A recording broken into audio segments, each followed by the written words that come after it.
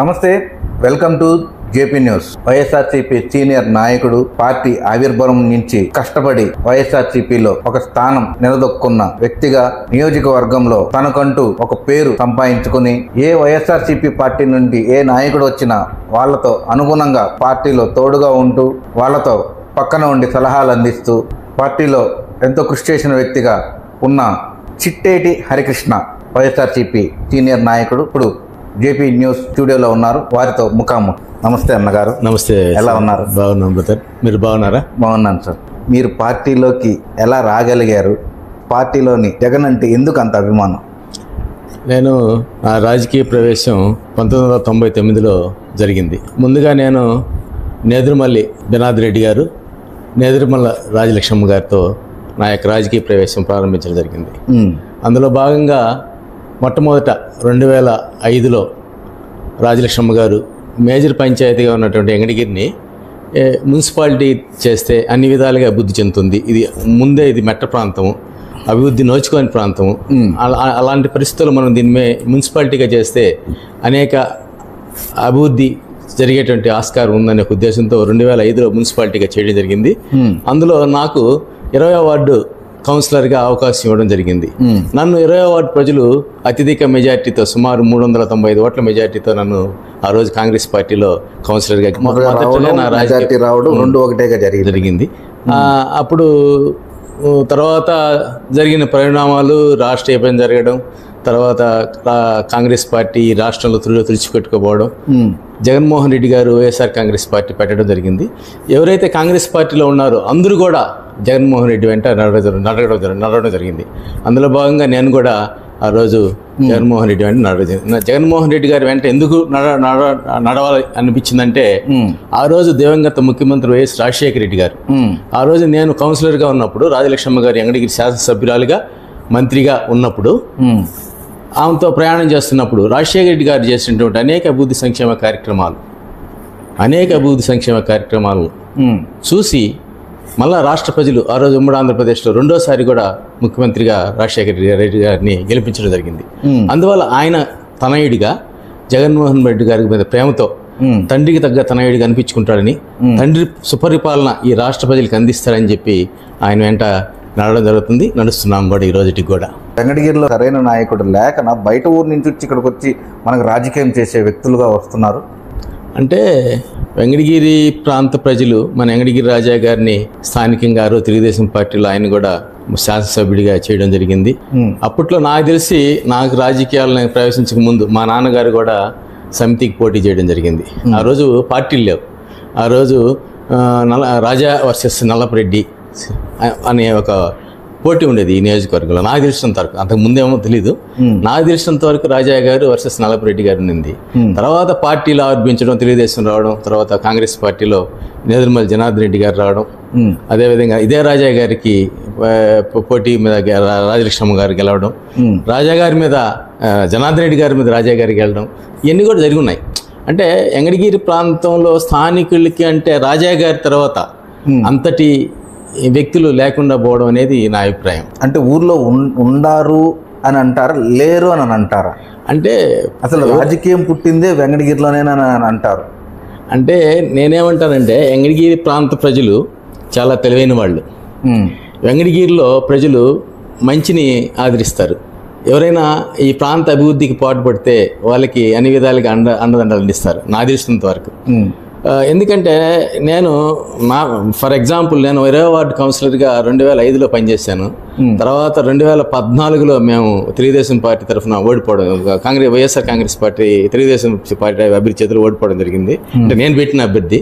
తర్వాత 2019లో రాష్ట్రంలోనే ఏకగ్రీవంగా కౌన్సిలర్ అయినటువంటి స్థానం 20వ వార్డు. అంటే అలా ప్రజలు మంచి చేస్తే ఆదరిస్తారు వెంకటగిరి ప్రాంత ప్రజలు అనేది నా నమ్మకం. అందులో భాగంగా స్థానికులుగా ఎవరు కూడా ముందు రావడం లేదు. ఉన్నారు, డబ్బున్న వాళ్ళు ఉన్నారు, అన్ని కులాల్లో ఉన్నారు. ముఖ్యంగా చెప్పాలంటే వీవర్ సెక్షన్లో ఉన్నారు, అదేవిధంగా మన వెంకటగిరి ఎల్లమ్మకు సంబంధించిన వాళ్ళు ఉన్నారు. కానీ ఎవరు కూడా ముందుకి రావడంలే. అందువల్ల ఈరోజు 40 సంవత్సరాలుగా వెంకటగిరి ప్రాంత అభివృద్ధికి గెలిచినా ఓడినా నేదురుమల్లి కుటుంబం ఈ ప్రాంతాన్ని అంటిపెట్టుకునేసి ఉంది. అందువల్ల ప్రజలు కూడా నేదురుమల్లి కుటుంబం పట్ల వాళ్ళు అభివృద్ధి చేసేటువంటి నాయకత్వం కలిగినటువంటి వ్యక్తులు, వాళ్ళని ఆదరించాలా అనే ఒక మంచి ఉద్దేశం వెంకటగిరి ప్రాంత ప్రజలకి నేదురుమల్లి కుటుంబం మీద ఉంది. వైఎస్ఆర్సీపీ పార్టీ ఆవిర్భవించి కూడా ఇప్పటికి చాలా సంవత్సరాలు అయిపోయింది. ప్రతి ఒక్క నియోజకవర్గంలో వైఎస్ఆర్ పార్టీ జెండా రెపరెపలాడింది. వెంకటగిరిలో కూడా రెపరెపలాడే సమయానికి కొన్ని అనివార్య కారణాల వల్ల రామనారాయణ రెడ్డి గెలిపించుకున్నాడు అత్యధిక మెజార్టీతో. కానీ ఆ జెండా మళ్ళీ కనుమరుగైపోయింది, వెంకటగిరిలో కనిపించకుండా. ఉన్న 1.5 సంవత్సరం 2 సంవత్సరాల్లోనే రామనారాయణ రెడ్డి ఉండేటప్పుడు ఆ జెండా ఊగింది. ఇక్కడ సమన్వయకర్తగా వచ్చిన నేదురుమల్లి ఆ జెండాని ఎందుకు అట్లాగే అంటే ఒక వెంకటగిరిలోనే ఓటమి చెందిందంటే నేను దానికి అంగీకరించను. ఎందుకంటే యావత్ ఈరోజు 175 నియోజకవర్గాల్లో ఎందుకో మరి ఏం జరిగిందో ఏమో తెలియదు, భగవంతుడు తెలియాలా. మరి మోసం జరిగిందో లేదంటే ప్రజలు ఏదన్నా ఆశకి పోయి ఓట్లేసారో తెలియదు, కానీ మొత్తం మీద 164 సీట్లు కూటమి ప్రభుత్వానికి రావడం జరిగింది. కాబట్టి వెంకటగిరి ప్రాంతంలోనే వైఎస్ఆర్ కాంగ్రెస్ పార్టీ జెండా ఎగరలేదు, అది నేదురుమల్లి రామ్కుమార్ రెడ్డి వైఫల్యం అంటే నేను దానికి ఏకీభవించను. ఎందుకంటే చెప్పేది మీరు ఇప్పుడు ఎలక్షన్ గురించి చెప్తున్నారు, నేను లాస్ట్ టైం ఎలక్షన్ గురించి చెప్తున్నాను. లాస్ట్ టైం ఎలక్షన్లో వైఎస్ఆర్సీపీ పార్టీ అధికారంలోనే ఉండేటప్పుడు కూడా రామనారాయణ రెడ్డి ఎమ్మెల్యేగా నియోజకవర్గానికి ఉండేటప్పుడు నారాయణ రెడ్డిని తిరిగి మళ్ళీ పంపించేశారు కొన్ని అనివార్య కారణాల వల్ల. అదే స్థానంలో సమన్వయకర్తగా నేదురుమల్లి రామ్కుమార్ రెడ్డి ఉన్నాడు. అంత ఊపు లేకుండా పోయింది. ఎందుకు ఊపు లేకుండా పోయింది? ఆయన గడప గడపకి మన ప్రభుత్వం కార్యక్రమంలో భాగంగా నియోజకవర్గంలో ప్రతి గడప తొక్కినాడు ఆయన. సుమారు 70,000 కుటుంబాలు, 70,000 గడపలు, 1-2 కాదు, 70,000 గడపలు తొక్కినటువంటి రామ్కుమార్ రెడ్డి గారు వైఎస్ఆర్ కాంగ్రెస్ పార్టీ జెండాను ప్రతి ఇంటికి తీసుకెళ్లారు. ఆయన వైఎస్ఆర్ కాంగ్రెస్ పార్టీ చేస్తున్నటువంటి అభివృద్ధి సంక్షేమ కార్యక్రమాలన్నింటినీ కూడా ప్రతి ఇంటికి చేరవేశాడు ఆ కార్యక్రమం ద్వారా. వైఎస్ఆర్ కాంగ్రెస్ పార్టీని ఆయన ఎక్కడ కూడా ఇబ్బంది కలిగించే విధంగా కానీ నాయకులకి ఇబ్బంది కలిగేటటువంటి పరిస్థితులు కానీ చేయలే. కొంతమంది ఎందుకో ఆయనతో ఏకీభవించలేకపోయారు, అది రామ్కుమార్ రెడ్డి గారితో. ఎందుకంటే అది వాళ్ళు కొంతమంది రామనాయుడు గారి టచ్లో ఉన్నందువల్ల ఈయన రిసీవ్ చేసుకోలేకపోయారు. అది రామ్కుమార్ రెడ్డి గారి వైపులు ఎందుకు అవుతుంది? ఎందుకంటే వాళ్ళు ఎందుకు ఆయనతో ఉండేటువంటి సంబంధం, ఆయనతో ప్రయాణం చేయాలని చెప్పి రామనారాయణ రెడ్డి గారితో వాళ్ళు తెలుగుదేశంలోకి వెళ్ళడం జరిగింది. ఈరోజు వైఎస్ఆర్ కాంగ్రెస్ పార్టీ మొన్న జరిగేటువంటి ఎన్నికల్లో సుమారు ఒక 14,000 మెజార్టీతో ఎంతో టీడీపీ గెలిచింది. ఎందుకంటే బలంగా ఉంది వైఎస్ఆర్ కాంగ్రెస్ పార్టీ. ఈరోజు యావత్ రాష్ట్రం మొత్తం మీదుగా మొన్న జరిగిన ఎన్నికల్లో ఏదో ప్రజలు ఆశపడ్డారు, తల్లికి వందనం పేరుతో కావచ్చు, ఆడబిడ్డ నిధి కావచ్చు, ఫ్రీ బస్సు కావచ్చు, ఇలా సూపర్ 6 ప్రజలను ఆకర్షించిందని నేను అనుకుంటున్నా. అవి ప్రజలు ఎందుకంటే ఎవరికైనా కూడా పెడతామంటే ఆశ, కొడతామంటే భయం ఉంటుంది. అందులో మన వెంకటగిరి, మన ఆంధ్రప్రదేశ్ రాష్ట్ర విభజన తర్వాత అన్ని విధాలుగా ఆర్థికంగా చితికిపోతున్న రాష్ట్రం. ఆ రోజు 2014లో అధికారంలోకి వచ్చినటువంటి చంద్రబాబు నాయుడు గారు, పవన్ కళ్యాణ్ గారు, అదేవిధంగా మోడీ గారు 10 కాదు 15 సంవత్సరాలు ప్రత్యేక హోదా ఇస్తామని చెప్పి మోసం చేసినటువంటి పరిస్థితి. ఆర్థికంగా అన్ని విధాలుగా కూడా ప్రత్యేక ప్యాకేజ్ తీసుకున్నారు. కానీ ఆ ఫస్ట్ రాష్ట్ర విభజన జరిగిన తర్వాత అధికారం ఇచ్చినారు చంద్రబాబు నాయుడు గారికి. 2014 నుంచి 19 దాకా ఆయన ఏ కార్యక్రమం కూడా చేయలే, ఏ అభివృద్ధి కార్యక్రమాలు చేయలే, ఏ సంక్షేమ కార్యక్రమాలు చేయలే. అందువల్ల 2019లో తిరిగి వైఎస్ఆర్ కాంగ్రెస్ పార్టీ జగన్మోహన్ రెడ్డి గారి అధికారం రావడం జరిగింది. 2019లో ఆయన అధికారంలోకి వచ్చిన తర్వాత కరోనా మహమ్మారి ఎక్కడ ఉండిందో ప్రపంచ యావత్ మొత్తం ఈ కరోనా వల్ల ఆర్థికంగా చిన్నాభిన్నం అయిపోయింది. ఆర్థికంగా రాష్ట్ర విభజన తర్వాత ఆర్థికంగా చితికిపోయినటువంటి రాష్ట్రం మళ్ళీ ఈ కరోనా దెబ్బకి ఇంకా చితికిపోయింది. ఇది అందరూ కూడా గ్రహించాలా, మేధావులందరూ కూడా ఆలోచించాలా. మీ ద్వారా జేపీ న్యూస్ ద్వారా ఈ రాష్ట్ర ప్రజలకి ఒకటే వినియోగించుకుంటున్నా. ఆ రోజు జగన్మోహన్ రెడ్డి గారు అధికారంలోకి వచ్చిన తర్వాత 2 సంవత్సరాల పాటు కరోనా మహమ్మారి, ఆర్థిక ఇబ్బందులు, రాష్ట్రం మొత్తం భయంకరమైన పరిస్థితులు, ఆ కరోనా మహమ్మారి నుంచి 5 కోట్ల ఆంధ్రులను ప్రాణాపాయ స్థితి నుంచి కాపాడిన వ్యక్తి జగన్మోహన్ రెడ్డి గారు. ఆయన యాక్చువల్గా చెప్పాలంటే ఆయన 3 సంవత్సరాల పాటే పరిపాలన. ఈ అన్ని ఆర్థిక ఇబ్బందులు ఉన్నా, కరోనా ఎంత ఇబ్బంది పెట్టినా సంక్షేమాన్ని ఆపల ఆయన. సంక్షేమం ఆయన చెప్పినటువంటి నవరత్నాలు అన్ని విధాలుగా అన్ని వర్గాల్లో పేదలకు అందజేసినటువంటి నాయకుడు జగన్మోహన్ రెడ్డి గారు. మరి ఎక్కడ ఓడిపోయేదానికి అదే చెప్తున్నాను కదా. ఈరోజు ప్రజలకి ఏదై పెడతామంటే ఆశ, కొడతామంటే భయం. అందులో భాగంగా కూటమి వీలుగాని హామీలు, అమలు కాని హామీలు ఈరోజు ప్రజలు గ్రహించేస్తారు. ఈ సంవత్సరం ఏడాది కాలంలోనే మనం మోసపోయాం, అన్నం పెట్టిన చెయ్యి నరికేసుకున్నాం అనే పరిస్థితులు ఈరోజు యావత్ రాష్ట్ర ప్రజలంతా కూడా ఆలోచన పడిపోయారు. అంటే 2014లో జరిగిన ఎలక్షన్లలో వైఎస్ఆర్సీపీ పార్టీ గెలిచినా కూడా చితికిపోయిన అన్ని హామీలు నెరవేర్చింది అని అంటున్నారు. తప్పకుండా నెరవేర్చినప్పుడు లాస్ట్ మూమెంట్లో ఆయన చేసిన తప్పుల వల్ల, అంటే సచివాలయాలు తాకట్టు పెట్టడం కానీ, ఇతర గవర్నమెంట్ వాటిని తాకట్టు పెట్టడం కానీ, రాష్ట్రం ఇట్లాగే ఉంటే ఇంకా ఏం ఇబ్బంది పడాల్సి వస్తుందని ఆలోచనతో పడి ప్రజలు టీడీపీకి వేచారంటారా, జగన్ మీద నమ్మకం లేక వేచారంటారా? ఇప్పుడు ప్రభుత్వ ఆస్తులు తాకట్టు పెట్టడం, సచివాలయాలు తాకట్టు పెట్టడం అనేది అంతా కూడా ఎల్లో మీడియాకు సృష్టి, ఎల్లో మీడియాకు దుష్ప్రచారం. నేనేమంటానంటే ఈరోజు ఒక ఆంధ్రప్రదేశ్ కాదు, పక్క తెలంగాణ రాష్ట్రం, అన్ని విధాలుగా రాష్ట్ర విభజన తర్వాత అన్ని విధాలుగా లబ్ధి పొందినటువంటి రాష్ట్రం. ఆ రాష్ట్రం కూడా ఈరోజు ప్రభుత్వ భూములు వేలం వేసి అమ్ముకుంటుంది. అలాంటి పరిస్థితి మన రాష్ట్రానికి రాలా. మీరు గమనించారో లేదో, ప్రభుత్వ ఆస్తులు, వేల కోట్ల ఆస్తుల్ని ఈరోజు ఇదే రేవంత్ రెడ్డి గారి కుటుంబం, రేవంత్ రెడ్డి గారు వేలం వేసి మరీ అమ్ముకుంటున్నారు. ఎందుకంటే ఆయన చెప్పినటువంటి సంక్షేమ ఫలాలు అమలు చేయడంలో భాగంగా ఈ రోజుకి కూడా అక్కడ ప్రభుత్వ భూములు అమ్ముకునే పరిస్థితి. ఇదంతా కేవలం ఆ రోజు 2024లో ఎన్నికల ప్రచార నిమిత్తం కూటమి ప్రభుత్వం చేసినటువంటి దుష్ప్రచారం అంతా ఇంత కాదు. ఎందుకంటే టోటల్గా ఈరోజు అన్ని విలేయ మీడియాలంతా కూడా జగన్మోహన్ రెడ్డిని వక్రీకరించి, ఆయన చేసిన అభివృద్ధిని, సంక్షేమాన్ని వక్రీకరించి, ప్రజల్ని మభ్యపెట్టి, ప్రజల్ని మోసగించి అధికారంలోకి వచ్చినటువంటి పరిస్థితులు ఈరోజు ప్రజలు గ్రహిస్తూ ఉన్నారు. వెంకటగిరిలో ప్రముఖ న్యాయవాదిగా పేరు ప్రఖ్యాతులు గాంచిన మీ తండ్రి గారు, మరి ఆ న్యాయవాది వృత్తిలోకి మీలో ఒక్కరు కూడా ఎంటర్ కాలేదు, ఎందుకు కాలేకపోయారు మీ నాన్నగారిది స్థానం తీసుకునేదానికి? ఇది మటుకు చాలా బాధాకరమైనటువంటి విషయం. నన్ను కూడా అప్పుడప్పుడు నన్ను ప్రశ్నించుకున్నప్పుడు నాకు కూడా చాలా బాధేస్తుంది.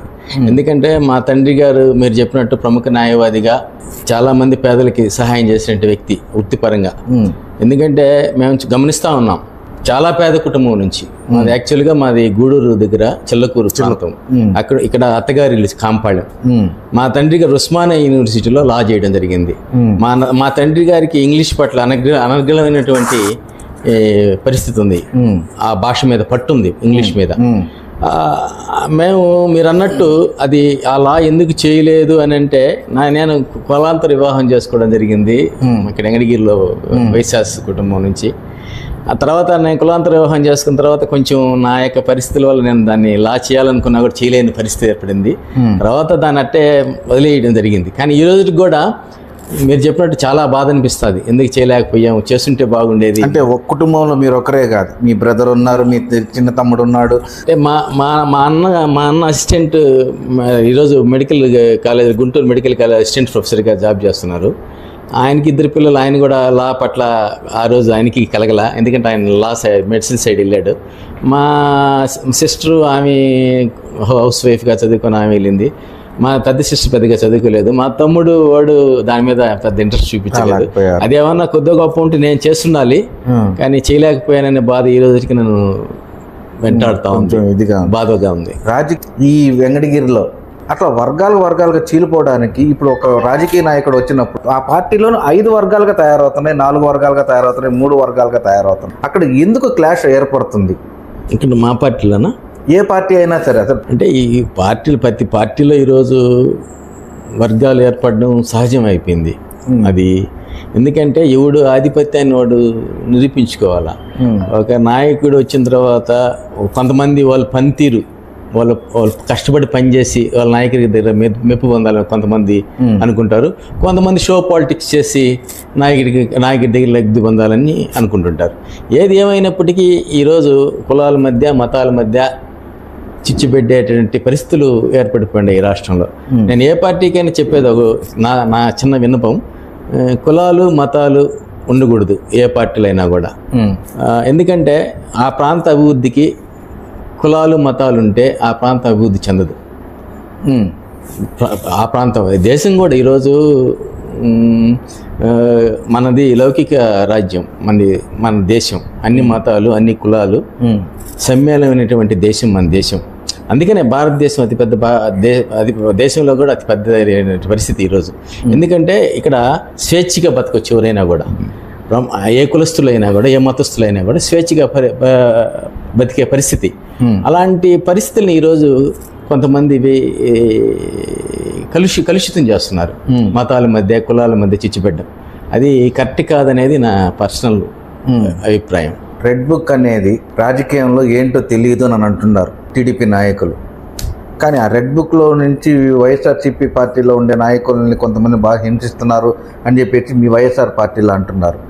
ఇప్పుడు లోకేష్ గారు మన ఎలక్షన్లో యువగాళం పేరుతో రాష్ట్రం మొత్తం ఆయన ప్రచారం చేయడం జరిగింది.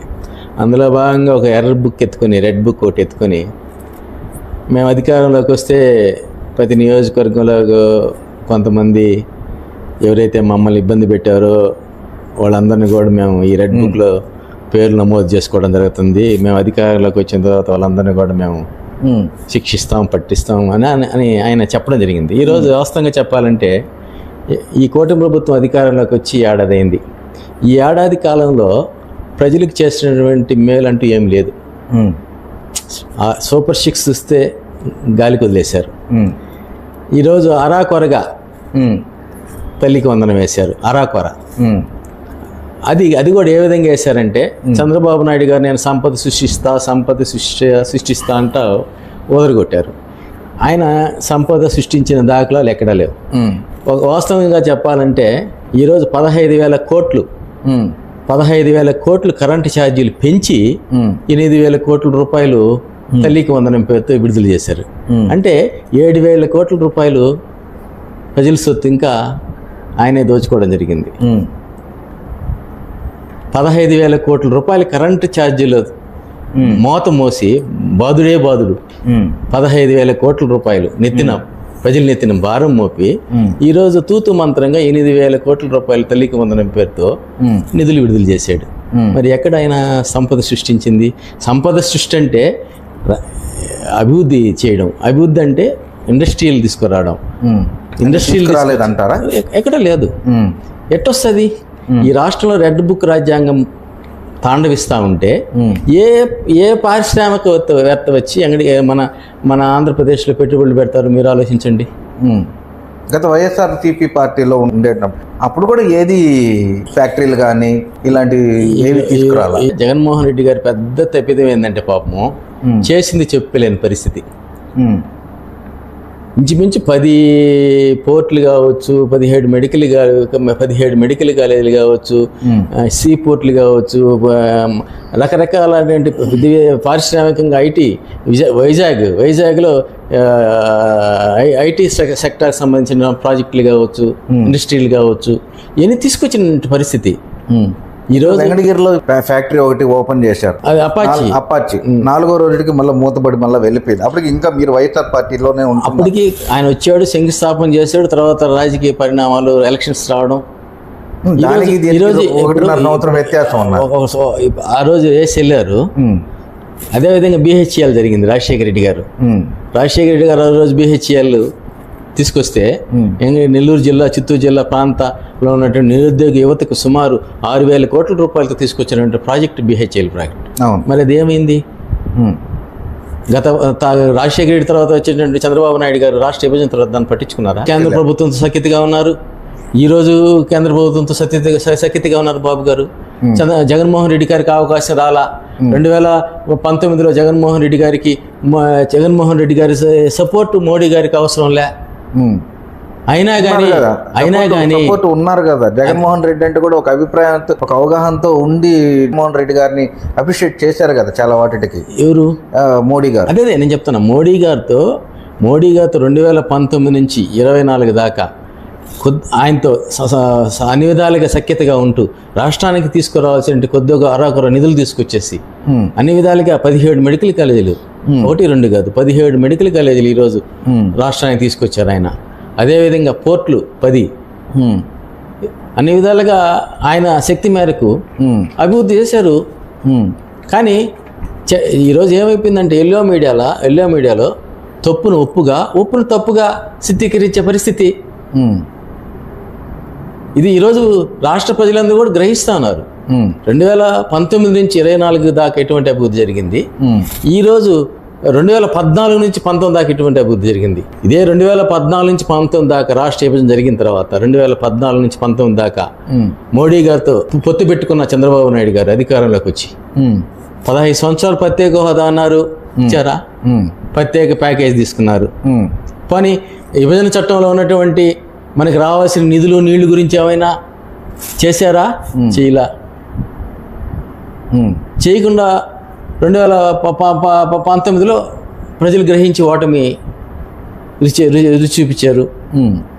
2019 నుంచి 24 దాకా జగన్మోహన్ రెడ్డి గారు కరోనా టైంలో కష్టకాలంలో కూడా అభివృద్ధి సంక్షేమం 2 కళ్ళుగా చేసుకునేసి తన పాలన అందించిన సందర్భం. మరి 2024లో ప్రజలు ఆశపడి ఉండొచ్చు, లేదా మోసం జరిగి ఉండొచ్చు. కూటమి ప్రభుత్వంలోకి అధికారంలోకి వచ్చింది.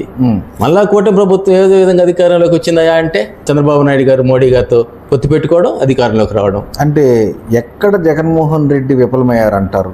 కేవలం 11 సీట్లకే పరిమితం, చాలా తక్కువ ఊహలోకి రాని సీట్లు వచ్చాయి. అది కూడా మీరు అన్నట్లు ఇది ఎవరు ఊహించినటువంటి ఓటమి. దానికి చెప్పేదంటే రాష్ట్రం మొత్తం మీద కూడా ఒక దుష్ప్రచారం అయితే జరిగింది ఎల్లో మీడియా ద్వారా. లేనిది ఉన్నట్లుగా, ఉన్నది లేనట్లుగా. దాంట్లో కూటమి ప్రభుత్వం సక్సెస్ అయింది అనుకుంటున్నా. ఎందుకంటే ప్రజల్ని మభ్య పెట్టేశారు. అంటే వైఎస్ఆర్సీపీ పార్టీ వాళ్ళు కూడా ప్రచారాలు చేయలేదు అంటారా? అంటే ప్రచారం చేసుకునేంత అంగు ఆర్భటాలు లేవు వైఎస్ఆర్ కాంగ్రెస్ పార్టీకి. చంద్రబాబు నాయుడు గారికి ఈరోజు అన్ని విధాలుగా ఎలక్ట్రానిక్ మీడియా, ప్రింట్ మీడియా తప్పును తప్పుగా చిత్రీకరించే పరిస్థితి ఈరోజు చూస్తున్నాం. ఏడాది కాలంలో ఎలాంటి పరిస్థితులు ఏర్పడుతున్నాయో, ఏ విధంగా తప్పుడు రాతలు రాస్తున్నారో, ప్రజల్ని ఏ విధంగా మోసగిస్తున్నారో. కానీ ఈ ఏడాది కాలంలో ప్రజలు మటుకు వాస్తవాలు గ్రహించినారు. ఇప్పటికే ప్రజలు ఈ కూటమి ప్రభుత్వం మీద పూర్తి స్థాయిలో వ్యతిరేకతలో ఉన్నారు. అంటే రేపు 2029లో వైఎస్ఆర్ పార్టీ వస్తుందంటారా? ఇప్పటికిప్పుడు ఎన్నికలు పెట్టినా ఎన్నికలు పెట్టినా ఇదే సోషల్ మీడియాలో నేను చూస్తుంటాను. సోషల్ మీడియాలో ఎవరైతే 2024లో కూటమి ప్రభుత్వం అధికారంలోకి వస్తుందని చెప్పారో, ఏ సర్వేలు అయితే చెప్పాయో అదే సర్వేలు ఈరోజు కూటమికి వ్యతిరేక గాలి వీస్తూ ఉంది ఈ రాష్ట్రంలో. ఏడాది కాలం ఈ కూటమి ప్రభుత్వంలో ఈ రాష్ట్రానికి జరిగింది ఏమీ లేదు. సూపర్ 6 అంటే అది అరాకొరేను. ఏదో ఫ్రీ బస్ గ్యాస్ అన్నారు, అది అరాకొరా ఇచ్చారు. పోతే ఫంక్షన్స్ 65 లక్షల ఫంక్షన్స్ ఈ రాష్ట్రంలో జగన్మోహన్ రెడ్డి గారు దిగిపోయే టయానికి 65 లక్షలు ఇస్తుంటే ఈరోజు 62 లక్షలు 63 లక్షలు ఇంచుమీద 2-3 లక్షలు ఫంక్షన్లు ఎత్తివేయడం జరిగింది. ఇంకా కొన్ని ఫంక్షన్లు ఎత్తేసే దిశగా ఈరోజు దాని మీద ఎంక్వైరీ చేస్తున్నారు. అది కూడా రాబోయే కాలం నుంచి మించి ఒక 2-3 లక్షల ఫంక్షన్లు ఎగిరిపోయే పరిస్థితి. ఇటు ఎక్కడెక్కడ కోత కోసుకుంటూ ప్రజల్ని మోసగిస్తూ పాలన జరుగుతూ ఉంది ఈరోజు. చిట్టేటి హరికృష్ణ అనే వ్యక్తి గత పార్టీ పెట్టినప్పటి నుంచి, ఆవిర్భవించినప్పటి నుంచి జెండా మోస్తూనే వచ్చాడు. కానీ ఒక కౌన్సిలర్ పదవికే అంకితమయ్యాడు. వైఎస్ఆర్సీపీ పార్టీలో అధికారంలోకి వచ్చినప్పుడు కూడా ఒక నామినేట్ పోస్ట్ కూడా ఇవ్వలేదు మీకు. అంటే మీరేమైనా అడగలేదా? వాళ్ళకేమైనా మీ మీద దృష్టి పడలేదా? అది మీరు అడిగిన దానికి ఇది వాస్తవమైనది. నేను పార్టీకి కష్టకాలం నుంచి కూడా ఎవరైతే అధిష్టానం ఎంగడిగి నియోజకవర్గ ఇన్ఛార్జిగా అధిష్టానం నియమిస్తుందో వాళ్ళ యొక్క అడుగుజాడల్లో నడుచుకుంటూ వాళ్ళకి అన్ని విధాలుగా అండగా ఉంటూ నా వంతు నేను వైఎస్ఆర్ కాంగ్రెస్ పార్టీకి పనిచేస్తూ ఉన్నాను ఈ రోజుకి కూడా. మీరు అన్నట్టు నేను నామినేటెడ్ పదవి అయితే గతంలో అడగడం జరిగింది. ఎస్సీ కార్పొరేషన్ చైర్మన్గా నేను అడగడం జరిగింది. నేను నా రిక్వెజిషన్ లెటర్ కూడా పార్టీ అధిష్టానానికి ఆ రోజు ఉన్నటువంటి రామనారెడ్డి గారు, ఈ జిల్లాలో ఉన్నటువంటి కాకాని గోవర్ధన్ రెడ్డి గారు, ఆ జిల్లా మంత్రి బాలినేని శ్రీనివాసరెడ్డి గారు, వీళ్ళందరినీ కూడా కలవడం జరిగింది. ఎందుకో మరి ఎక్కడ ఏం జరిగిందో మనకి తెలియదు. ఆయన వెళ్ళిపోయిన తర్వాత నేదురుమల్లి వచ్చారు. ఆయన నేదురుమల్లితో మీ కుటుంబం కూడా చాలా క్లోజ్ గా ఉంటారు కూడా. నేదురుమల్లి మీరంటే ఒక భావన కూడా ఉంది. ఆయన వచ్చిన తర్వాత నన్ను జిల్లా కార్యదర్శిగా ఈ పార్టీ పదవిలో జరిగింది. నామినేటెడ్ పదవి అప్పటికేం లేవు. ఆయన వచ్చేటప్పటికి 1.5 yearలో ఆయన వచ్చిన తర్వాత ఎటువంటి నామినేటెడ్ పదవులు రాష్ట్రం మొత్తం మీద కూడా ఎక్కడ కూడా ఎటువంటి నామినేటెడ్ పదవులు చేపట్ల. అందువల్ల ఆయన లేదంటే అవకాశం ఉంటే ఆయన నాకు చేసే వ్యక్తి రామ్ కుమార్ రెడ్డి గారు. ఎందుకంటే జనార్దన్ రెడ్డి గారు, రాజలక్ష్మి గారితో నేను ప్రయాణం చేస్తున్నా. ఆయనతో కూడా నేను వైఎస్ఆర్ కాంగ్రెస్ పార్టీలో చేరే ముందు కూడా ఆయనతో నేను 1 year ఆయనతో కానీ పనిచేశాను. ఇప్పుడు ఏఎంసీ చైర్మన్ల పోస్టులు కూడా ఇచ్చిన తర్వాత రామ్ కుమార్ రెడ్డి గారు వచ్చినప్పుడే, నెదురుమల్లి వచ్చినప్పుడు ఏఎంసీ చైర్మన్ నియామకాన్ని కూడా ఏర్పాటు చేశారు ఆ కొద్ది దినాల్లోనే. లేదు ఏఎంసీ చైర్మన్ 2 సార్లు ఆయన సింగశెట్టి భాస్కర్ నియమించింది రామనారెడ్డి గారే. రామ్ కుమార్ రెడ్డి గారు వచ్చిన తర్వాత ఎటువంటి నామినేటెడ్ పదవులు ఇవ్వలేదు రాష్ట్రం మొత్తం మీద కూడా. లేదంటే కంపల్సరీ అట్లాంటి పరిస్థితి ఏదైనా ఉంటే నాకు రామ్ కుమార్ రెడ్డి గారు నాకు అవకాశం కల్పించేవాళ్ళు.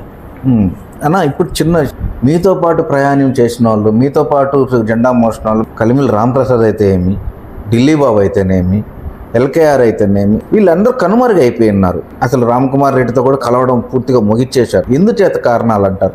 అది రామ్ కుమార్ రెడ్డి గారేమో పాపం అందరినీ కలుపుకోపోవాలనే మనస్తత్వం కలిగిన వ్యక్తులు రామ్ కుమార్ రెడ్డి గారు. ఆయన ఎవరిని కూడా పాపము ఆయన స్ట్రైట్ ఫార్వర్డ్, ఆయన లోపల ఒక రాజకీయం బయట ఒక రాజకీయం చేసేటువంటి వ్యక్తి కాదు. అది వాళ్ళ కుటుంబం కూడా మొత్తం జనార్దన్ రెడ్డి గారు కావచ్చు, రాజలక్ష్మమ్మ గారు కావచ్చు, ఈరోజు రామ్ కుమార్ రెడ్డి గారు కావచ్చు, వాళ్ళకి అభివృద్ధే తప్ప నిరంతరం చేయాలా అనే ఒక తపన నమ్ముకున్న వ్యక్తికి కావచ్చు, నమ్ముకున్న ప్రజలకు కావచ్చు. వీళ్ళు రామ్ కుమార్ రెడ్డి మన కలిమిల్ రాంప్రసాద్ రెడ్డి పాపం ఆయన బెంగళూరులో ఉంటున్నాడు. ఎలక్షన్ అయిపోయిన తర్వాత ఆయన ఏదో బెంగళూరుకి వెళ్ళాడు. ఇంకా ఢిల్లీ బాబు వస్తూ ఉన్నాడు, మరి ఎందుకు అతను రావడం లేదో మనకు తెలియదు. ఇంకొంతమంది మీరు చెప్పినట్టు కొంతమంది ఎవరు వర్షంలో వాళ్ళు, ఆయనైతే ఎవరిని కూడా దూరం చేసుకునే వ్యక్తులు. ఈ మధ్య కాలంలో కూడా దొంతు శారద కూడా వైఎస్ఆర్ పార్టీలోంచి కూడా వేరే పార్టీలోకి అడుగు పెడుతుంది కూడా, కలిసిపోయింది కూడా. ఎందుకు అంత విభేదాలకు దూరంగా? దొంతు శారద అంటే ఆమె టీడీపీ నుంచి వచ్చింది. ఆమె 2024లో 2019లో లాస్ట్ మూమెంట్లో టీడీపీ నుంచి వైసీపీలోకి వచ్చింది. తర్వాత ఆమె ఏదో ఒక బీసీ మహిళగా వెంకటగిరి ప్రాంతంలో వ్యూవర్స్ సెక్షన్ ఎక్కువ ఉన్నారు కాబట్టి వ్యూవర్స్, దాంట్లో భాగంగా మా పార్టీ ఆమెని సమితి స్థానం కూడా కల్పించింది. జిల్లా గ్రంథాలయ చైర్మన్గా కూడా అవకాశం కల్పించింది. ఆయన తర్వాత 2024 ఎన్నికలు అయిపోవడం, ఆమె పార్టీ ఇంకా మారిందనే లేదు, మా ప్రోగ్రామ్స్కి అయితే రావడం లేదు. వెంకటగిరి ప్రాంత ప్రజలకు కావచ్చు, ఇంకో పరిస్థితులు కావచ్చు, తెలియజేసుకునేది ఒకటే, రామ్ కుమార్ రెడ్డి గారు ఎవరిని కూడా దూరం చేసుకునేటువంటి వ్యక్తులు కాదు. ఎందుకంటే ఆయన ఉన్నది ఉన్నట్టు మాట్లాడే తత్వం తప్ప, అది ఇప్పుడు పెద్దవాళ్ళు చెప్పారు సామెత, ఎప్పుడైనా కూడా నిజం నిలకడగా ఉంటుంది, నిజం ఎప్పుడు న్యాయందే పై చేయని. ఆ విధంగా వాస్తవం మాట్లాడే మనిషిని ఏ రోజైనా కూడా ప్రజలు ఆదిస్తారు, గ్రహిస్తారు. ఒరే ఇప్పుడు జగన్మోహన్ రెడ్డి గారు చెప్తా వచ్చారు ఎలక్షన్ల ప్రచారంలో, అయ్యా నేను చేసే నవరత్నాలకి ఇంత ఖర్చు అవుతుంది, చంద్రబాబు నాయుడు గారు చెప్పేటువంటి సూపర్ 6కి ఇంత ఖర్చు అవుతుంది, అనవసరంగా జరగవు, నా మాట వినండి, అవి జరిగే పనులు కాదు అని చెప్పినప్పటికీ జనాలు నమ్మి ఓటేశారు. ఈరోజు బాధపడుతున్నారు. కాబట్టి ఏదైనా కూడా వాస్తవం ఎప్పటికైనా కూడా అది నిలబడుతుంది, దాని స్థానం ప్రత్యేకతం. కాబట్టి రామ్ కుమార్ రెడ్డి గారు ఎప్పుడైనా కూడా ఉన్నది ఉన్నట్టు మాట్లాడతారు, చేస్తానంటే చేస్తానంటారు, చేయలేమంటే చేయలేమంటారు. అంటే మీరు చెప్పినట్టు ఇది రాజకీయాల్లో పనికి వస్తుందంటే ఉన్నాయి, పనికి రాకపోతే ఆ రోజు రాజశేఖర రెడ్డి గారు కానీ, జనార్దన్ రెడ్డి గారు కానీ, ఇలా పెద్ద పెద్ద నాయకులు కూడా మాట మీద నిలబడ్డ వ్యక్తులు, వాళ్ళు స్ట్రైట్ ఫార్వర్డ్, వాళ్ళు కూడా ఇప్పుడు కూడా అదే చరిత్రలో నిలిచిపోయారు వాళ్ళంతా. ఇప్పుడు కూడా అదే రాజకీయం కొనసాగుతుందని అంటారా? కంపల్సరీ ఆయన అర్థం చేసుకున్న వాళ్ళు కూడా ఎవరు కూడా ఆయన వదలరు. ఈరోజు వెంకటగిరి ప్రాంత ప్రజలకు కూడా రామ్ కుమార్ రెడ్డి గారంటే, ఒరే మనం ఆయన ఎందుకు ఆయనకు ఒక అవకాశం ఇవ్వాలా, ఇచ్చుంటే బాగుండేది, మనం ఇవ్వలేకపోయాం, ఈసారి కంపల్సరీ ఇస్తాం, ఇవ్వాలి అనే ఒక పరిస్థితి కూడా ఈరోజు క్షేత్రస్థాయిలో ఏర్పడింది ఆయన పట్ల. నేదురుమల్లి జనార్దన్ రెడ్డి కుటుంబ పరంగా మొత్తం వెంకటగిరిలో ప్రచారాలకు దిగింది. ఇప్పుడు రాని రాజలక్ష్మమ్మ ప్రతి ఒక్క గడపను తొక్కింది, ప్రతి ఒక్కరిని ఆమె తెలిసిన వారిని అందరినీ పలకరించింది. ఎప్పుడు ఖర్చు పెట్టినంత విధంగా కూడా రాజకీయాల్లో ఎలక్షన్లకు ఖర్చు పెట్టారు డబ్బులు. ఎక్కడ లోపం జరిగిందంటారు? అంటే నేదురుమల్లి మీద వర్గం తగ్గిపోయిందంటారు వెంకటగిరి ప్రజలు? అట్లే లేదు, ఇప్పుడు వర్గం తగ్గిపోయింది, ఆయన భారీ ఓటమి చెందల. రామ్ కుమార్ రెడ్డి గారు భారీ ఓటమి, డిపాజిట్ గల్లంతే అవలా. ఈరోజు ఆయన ఓడిపోయింది ఒక 10-15 వేల మధ్య ఓట్లతో ఓడిపోవడం జరిగింది. అంటే బలంగా ఉన్నట్టేగా. చెప్పింది నేను రాష్ట్రం మొత్తం మీద కూడా ఒక కూటమి అసత్యపు ఆరోపణలు, అబద్ధపు హామీలు నమ్మబట్టి ఈరోజు రాష్ట్రం మొత్తం వైఎస్ఆర్ కాంగ్రెస్ పార్టీ ఓటమి గురైందే తప్ప అందులో వెంకటగిరి ఒకటి. ప్రత్యేకంగా మీరు చెప్పినట్టు రాష్ట్రం మొత్తం మీద ఏదో ప్రధాన ప్రతిపక్షంగా వైసీపీ ఏర్పడి ప్రధాన ప్రతిపక్షంగా ఏదో ఒక 100 సీట్లు అదే ఒక 70-80 సీట్లు వచ్చి ఇక్కడ వెంకటగిరి కానీ ఓడిపోయి ఉంటే మనం మీరు చెప్పినట్లు రామ్ కుమార్ రెడ్డి గారు, మా అమ్మగారు, వాళ్ళ తమ్ముడు గారు అందరూ వచ్చి ప్రచారం చేసినా రామ్ కుమార్ రెడ్డి గారు ఓటమి చెందారే, ఇది ఆయన వైఫల్యం అని అనుకోవచ్చు. కానీ అలా జరగల. రాష్ట్రం మొత్తం వైఎస్ఆర్ కాంగ్రెస్ పార్టీ ఓటమి చెందింది, అందులో వెంకటగిరి కూడా ఒకటి. కాబట్టి మనం వెంకటగిరినే ప్రత్యేకంగా చూడని అవసరం లేదు. ఎందుకంటే నేదురుమల్లి కుటుంబానికి వెంకటగిరి ప్రాంతంలో ఒక ప్రత్యేకత స్థానం ఉంది. ఎందుకంటే 40 సంవత్సరాలుగా వాళ్ళు మరే నియోజకవర్గం వైపు కన్నెత్తి చూడటంలే. ఈరోజు మనం గమనిస్తున్నాం రాష్ట్రంలో ప్రతి ఒక్క నాయకుడిని 40 సంవత్సరాలు చరిత్ర కలిగిన నాయకులు కావచ్చు, మేము 80 సంవత్సరాలు చరిత్ర కలిగిన నాయకులు అని చెప్పుకునేటువంటి వ్యక్తులు ప్రతి ఎలక్షన్కి 5 సంవత్సరాలకు ఒకసారి ఇంకొక నియోజకవర్గం వైపు కన్నేస్తున్నారు. కానీ జనార్దన్ రెడ్డి కుటుంబము, నేదురుమల్లి జనార్దన్ రెడ్డి కుటుంబము, నేదురుమల్లి కుటుంబము ఒక వెంకటగిరి ప్రాంతాన్ని నమ్మకం ఉంది. గెలిచినా ఓడినా, ఓడిపోతే ఇంకొక ప్రాంతం వైపు పోవడంలే. వాళ్ళు ఇక్కడే ఇల్లు కట్టుకున్నారు, ఇక్కడే ఈ ప్రాంతం అధికారంలో ఉన్నా ప్రతిపక్షంలో ఉన్నా ఈ ప్రాంత అభివృద్ధికే వాళ్ళు కృషి చేస్తూ ఉన్నారు. అది ముఖ్యంగా మన వెంకటగిరి ప్రాంత ప్రజలు గమనించాలి. ఈరోజు వెంకటగిరి ప్రాంతంలో శాశ్వతమైన అభివృద్ధి ఎవరైనా చేస్తున్నారంటే అది ఒక నేదురుమల్లి కుటుంబమే.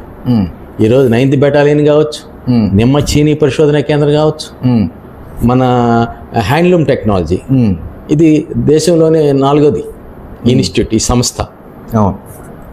ఈరోజు సమ్మర్ స్టోరేజ్ ట్యాంక్ కావచ్చు.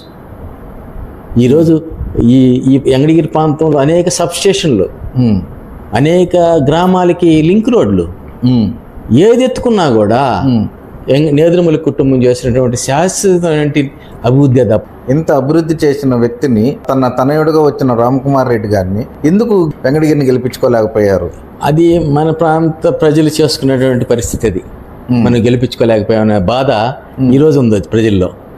ఎందుకంటే ఫర్ ఎగ్జాంపుల్ మీ ద్వారా వెంకటగిరి ప్రాంత ప్రజలకు తెలియజేసుకుంటున్నా, ఆయన రామ్ కుమార్ రెడ్డి గారు ఎలాంటి మనస్తత్వం కలిగిన వ్యక్తి అంటే, ఈరోజు మన హ్యాండ్లూమ్ టెక్నాలజీ ఆ రోజు జనార్దన్ రెడ్డి గారు కృషి వల్ల వచ్చింది ఆ సంస్థ.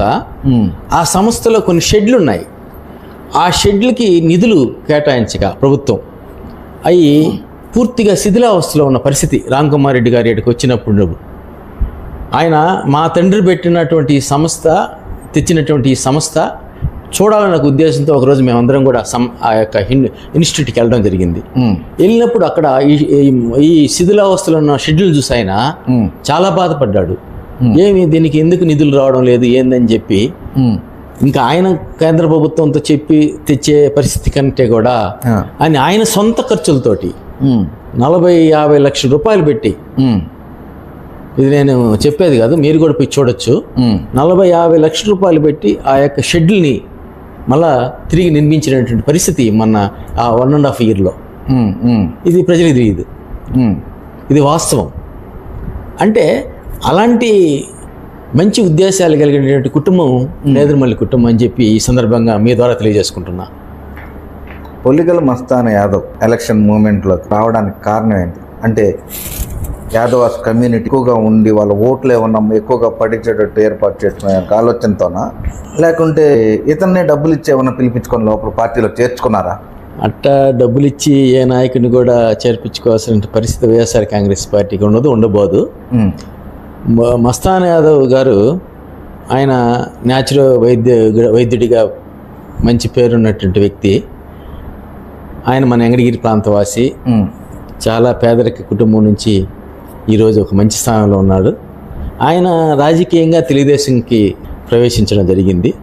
తను ఈ ప్రాంత అభివృద్ధికి ఏదో చేయాలని ఒక మంచి ఉద్దేశంతో ఆయన కూడా తెలుగుదేశం పార్టీ తరఫున టికెట్ ఆశించిన వ్యక్తి. అందులో భాగంగా వెంకటగిరి ప్రాంతంలో అన్ని ప్రాంతాల్లో కూడా 6 మండలాల్లో కూడా ఆయన పర్యటించి తన సేవలను అందించడం జరిగింది. అంతా మనం చూసాం.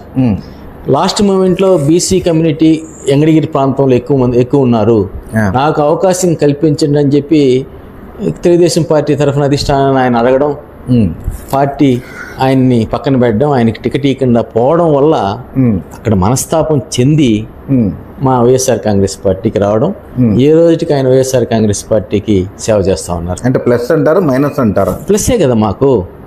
ఒక బీసీ సామాజిక వర్గం, ఒక మంచి వైద్యుడు, చదువుకున్న వ్యక్తి, అలాంటి వ్యక్తులు వైఎస్ఆర్ కాంగ్రెస్ పార్టీలో ఉండడం వల్ల మాకు మంచి బలం కదా. రేపు ఇదే మనస్తత్వంతో వైఎస్ఆర్సీపీ పార్టీలో నాకు టికెట్ వస్తుంది, నేను టికెట్ తెచ్చుకుంటాను, ఒకవేళ నేదురుమల్లికి కూడా పోటీగా నిలబడతారేమో, అధిష్టానంలో టికెట్ తెచ్చుకునే ఆలోచనలో ఉన్నాడేమో అని ప్రజల్లోని ఒక భావన ఏర్పడున్నది ఇప్పుడు. అంటే రేపు అధిష్టానం నిర్ణయం వెంకటగిరి టికెట్, కానీ వెంకటగిరి టికెట్ నేదురుమల్లి కుటుంబాన్ని రామ్ కుమార్ రెడ్డిని కాదు అని వేరే వ్యక్తికి ఇస్తారు అని అయితే ఎవరు ఊహించరు. ఊహించలేని విషయం అది. ఎందుకంటే కష్టకాలంలో ఆ రోజు రామనారాయణ రెడ్డి గారు వెళ్ళారు పార్టీని వదిలేసి, ఆ రోజు నుంచి ఈ రోజు వరకు కూడా పార్టీ ఏదైతే ఆదేశిస్తుందో ఆ కార్యక్రమాలు చేస్తూ ఓటమి చెందినా కూడా భయపడకుండా ఈరోజు ప్రజల మధ్య తిరుగుతూ ప్రజా సమస్యలు తెలుసుకుంటూ వైఎస్ఆర్ కాంగ్రెస్ పార్టీ జెండాని వెంకటగిరి ప్రాంతంలో రెపరెపలాడిస్తున్నట్టు వ్యక్తి రామ్ కుమార్ రెడ్డి గారు. ఆయనకి తోడుగా మాలాంటి వ్యక్తులు కావచ్చు, మస్తాన్ యాదవ్ గారు కావచ్చు. మస్తాన్ యాదవ్ గారు కూడా నేదురుమల్లి జనార్దన్ రెడ్డికి నేను అండగా ఉంటాను, నా వంతు నేను ఆయన్ని రేపు శాసనసభ్యుడిగా చేసుకునే దాంట్లో భాగంగా నా వంతు నేను కూడా ఆయనకి అండగా ఉంటానని చెప్పి ముందుకు రావడం జరిగింది. ఈ రోజుకి కూడా ఆయన అదే బాటలో ప్రయాణం చేస్తున్నారు. మీరన్నట్లు రేపు ఒకవేళ బీసీ అయ్యి బీసీకి ఇవ్వాలా అనుకుంటే ఆయనకి ఇవ్వచ్చాము. ఒకవేళ బీసీ అయితే బీసీకి ఇవ్వాలనే కాన్సెప్ట్ కానీ ఉంటే ఆయనకి ఇవ్వచ్చాము, ఎవరు చూస్తారు. కానీ రామ్ కుమార్ రెడ్డిని కాదని చెప్పి ఈ యొక్క వెంకటగిరి నియోజకవర్గంలో మటుకు వేరే వ్యక్తికి టికెట్ వస్తుందంటే మటుకు అది భ్రమ. అని చిన్న సందేహం, ప్రజల్లో కూడా వచ్చిన సందేహమే ఇది కూడా మాకు వినిపించినంత ప్రాంతం. ఈసారి ఎలక్షన్ టయానికి రాజా సర్వజ్ఞ యాయకుమార్ పోటీలోకి దిగబోతున్నారు, అధిష్టానానికి కూడా ఒక సమాచారం వేస్తున్నారు అనే వినికిడి ఒకటి వినిపించింది. అది మీరు ఎవరికి పోటీ చేస్తారు? ఒక నేదురుమల్లికి చేస్తారా, వెంకటగిరి రాజాకి చేస్తారా? ఇవన్నీ ఊహాజనితం అంతా కూడా. ఈ ఊహాజనితం సపోజ్ ఒకవేళ వచ్చిందే అనుకోండి, ఇప్పుడు పార్టీ ఎవరికి ఇచ్చినా చేయాల్సిందే, అధిష్టానం ఎవరికి ఇచ్చినా మా వంతు మేము చేయాల్సిందే. ఆ రోజు కొమ్మి లక్ష్మీనాయుడు గారు కావచ్చు, తర్వాత బొమ్మిరెడ్డి రాఘవేంద్ర రెడ్డి గారు వచ్చారు, ఆయన కాదు నేదురుమల్లి మా రామనారాయణ రెడ్డి అన్నారు, ఆయన తర్వాత నేదురుమల్లి రామ్ కుమార్ రెడ్డి గారు వచ్చారు. ఇదంతా కూడా పార్టీ అధిష్టానం జగన్మోహన్ రెడ్డి గారు అధ్యక్షుడు. ఆయన ఎవరినైతే వెంకటగిరి నియోజకవర్గానికి పంపిస్తారో టికెట్ ఇచ్చి వాళ్ళకి చేయాల్సిందే, పార్టీ కట్టుబడి. పార్టీని కాదని చెప్పి ధిక్కరించి చేసే పరిస్థితి కాదు కదా. కాబట్టి ఎవరైనా మాలాంటి వ్యక్తులు పార్టీని ఆదేశానుసారం పార్టీ ఏదైతే చెప్తుందో దాన్ని శిరస వహించి పనిచేయడమే మా అధిష్టానంత వరకు, నా అధిష్టానంత వరకు నా అభిప్రాయం. చిట్టేటి హరికృష్ణ గారు ఒక ఎక్కువగా కూర్చోబెట్టి మధ్యస్థాలు చేస్తుంటారు అనే టాక్ ఎక్కువ. అంటే మధ్యస్థాలు ఏ విధంగా చేస్తుంటారు ఆయన, లేకుంటే దేనికి చేస్తున్నాడు? ఒక డబ్బుల కోసం చేస్తున్నాడా, ఒక హోదా కోసం చేస్తున్నాడా, ఒక గౌరవం కోసం చేస్తున్నాడా? రాజకీయంగా ఈ రోజు వరకు కూడా నేను ఆచితూచి మాట్లాడడం జరుగుతుంది, ఆచితూచి అడిగి వేయడం జరుగుతుంది. నేను చేసే నా గడప తొక్కి నన్ను ఆశ్రయించిన వాళ్ళు న్యాయపరంగా ఉంటేనే, వాళ్ళ పక్షాన్ని న్యాయం ఉంటేనే నేను మాట్లాడతా. వాళ్ళకి అన్యాయం చేసే వ్యక్తి ఎవరైనా కావచ్చు, నా దగ్గరికి వచ్చినాడు వాడి పక్షాన్ని న్యాయం ఉంటే దానికి నా వంతు నా శక్తి మేరకు అతనికి న్యాయం చేసేదానికి ప్రయత్నిస్తాను. నా స్వలాభం అంటూ ఏముండదు. ఎందుకంటే ఇది మా తండ్రి గారి నుంచి నేను నేర్చుకున్నది. మేము రాజకీయంగా ఏం సంపాదించదు లేదు. ఈ రోజుకి కూడా ప్రభుత్వ భూమి నా పేరుతో కావచ్చు, ఇంకొక నా బినామీలు ఎవరైనా అనుకుంటే కావచ్చు, సెట్ భూమి కూడా నా తండ్రి చనిపోయిన తర్వాత కూడా నా తండ్రి సమాధి కట్టుకోవాలంటే ఆ రోజు రాజలక్ష్మి గారి మంత్రి, ఆ రోజు కూడా అడగలేదు నేను ప్రభుత్వ భూమి ఏడనంటే చూపించండి అమ్మా, నాకు ఏదైనా ఇవ్వండి అమ్మా, నా తండ్రిది పెట్టుకోవాలని అడగలేదు నేను. మా తండ్రిని తీసుకెళ్ళి మా స్వగ్రామం చెల్లకూరులో మా భూమిలో మా సెటిల్మెంట్ ప్రాపర్టీలో మా తండ్రి సమాధి కట్టుకోవడం జరిగింది. అంటే కొంచెం కొన్ని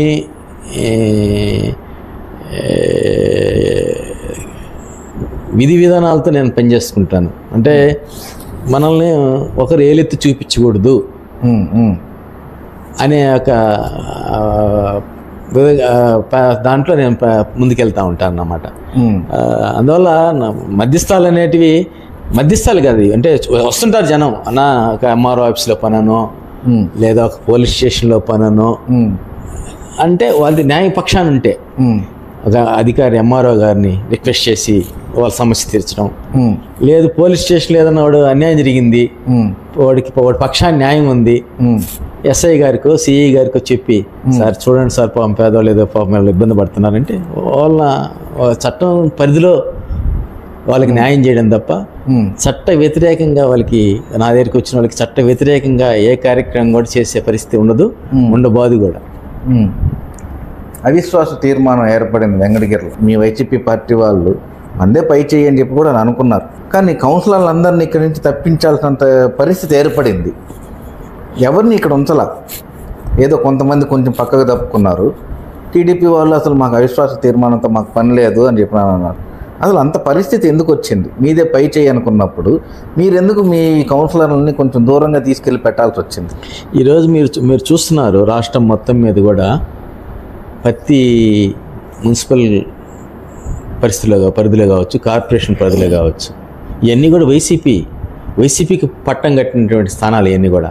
మేయర్లు కావచ్చు, కార్పొరేషన్ చైర్మన్లు కావచ్చు, మున్సిపల్ చైర్మన్లు కావచ్చు, వీళ్ళందరినీ కూడా అడ్డ మార్గంలో తొలగించి చట్టాన్ని వాళ్ళ చేతిలోకి తీసుకునేసి కూటమి చేస్తున్నటువంటి అరాచకాలు మనం గమనిస్తూ ఉన్నాం. వాళ్ళకి బలం లేని చోట తిరుపతి ఎత్తుకోండి, డిప్యూటీ మేయర్ని ఎవరిని పెట్టారు? వాళ్ళకి బలం ఉందా? లేదు. దౌర్జన్యంగా కార్పొరేటర్లని కిడ్నాప్ చేసి భయపెట్టి తప్పుడు కేసులు పెట్టి వాళ్ళు నిర్బంధించుకునేసి వాళ్ళ పక్షాన చేర్చుకొని తద్వారా అవిశ్వాసం పెట్టి నెగ్గిన పరిస్థితులు. అలాంటి పరిస్థితుల్లో మా కౌన్సిలర్లను కూడా తప్పుడు కేసులు పెట్టి వాళ్ళకి ఫోన్లు చేసి భయపెట్టే పరిస్థితులు కలిగజేసిన తర్వాత మేము వాళ్ళని ఇక్కడి నుంచి తీసుకెళ్ళడం జరిగింది. లేదంటే మా రాంకుమార్ రెడ్డి గారు ఒకటే చెప్పారు, వాళ్ళని ఎక్కడికి పెట్టేది లేదు, ఇక్కడే ఉంటారని కూడా చెప్పారు. కానీ ఇక్కడ తప్పుడు కేసులు తప్పుడు విధానాల్లో ఎక్కడ వీళ్ళు భయపడతా ఉంటే కౌన్సిలర్లు వాళ్ళకే వాళ్ళు అన్న మేము వద్దు, మేము మీ దగ్గరికి వస్తాం, మీరే మీ యొక్క పరిధిలో ఉంటాం అన్నప్పుడు ఆయన అంగీకరించాడు తప్ప ఆయనకైతే ఇష్టమే లేదు తీసుకెళ్ళడానికి.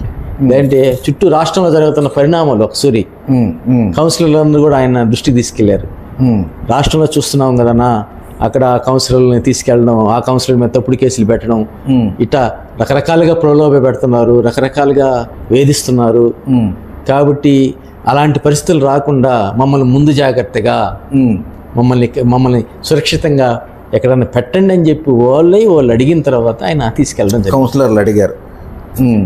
అంటే ఈ కొంతమందికి వైఎస్ఆర్సీపీ పార్టీలోంచి కూడా టీడీపీ అది గెలుపొందిన తర్వాత టీడీపీలోకి చేరడం జరిగింది. ఎలక్షన్ ముందే ఒక ముగ్గురు వెళ్ళారు, అది రామనాయుడు గారు సమక్షంలో వాళ్ళు టీడీపీలో చేరడం జరిగింది ముగ్గురు.